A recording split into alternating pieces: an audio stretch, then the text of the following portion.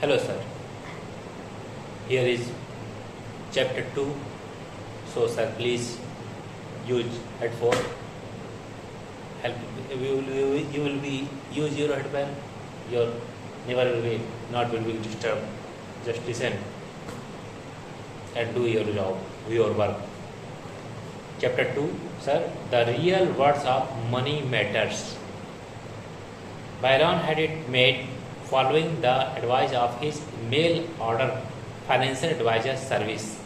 His stock investment had ridden the rampaging bull market to the heights of euphoria, but suddenly Black Monday plugged in the stock market into the crash of 1987. The only response from his advisory service was, "Oops, we missed it."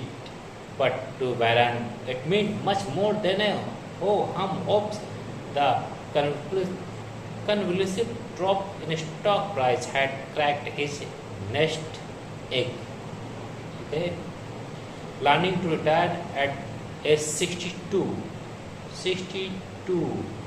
Byron, now 58-year-old, had been ready to start selling some of his stock and investing the proceeds in fixed income securities and deferred fixed annuities. With that income, when he retired, along with his modest pension, he had Leona could maintain their standard of living. Now, with the 25% drop in the value of his stock, it was either retire later or suffer or decreased standard of living. Byron felt defeated, but he did not panic. He and Leona decided it was time for a heart-to-heart talk with a financial counselor. They obtained name of local financial planner from the Institute of Certified Financial Planner, as well as referral from trusted friends. Checking reference and certainly they found a financial planner who was also a registered investment advisor. He was a competent and had been in the business locally for 12 years.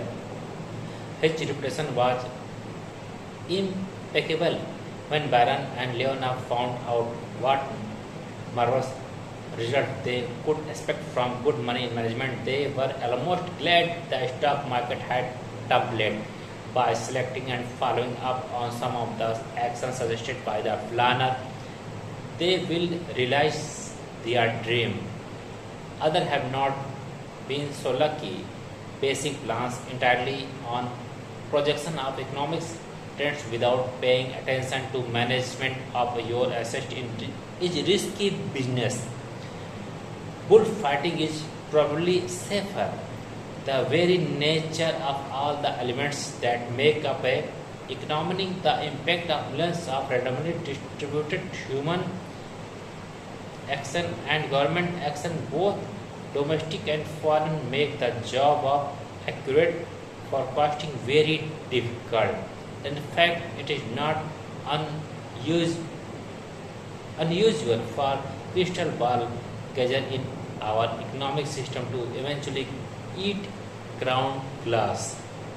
And yet, in financial matter, as in any other kind of planning, the better our estimate of future condition, the better our planning. Thus, we are hoisted on the horns of a dilemma.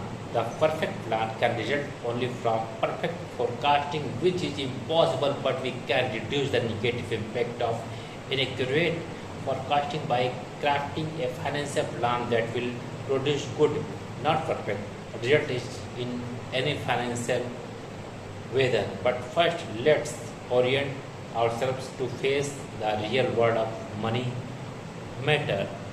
Thank you, sir.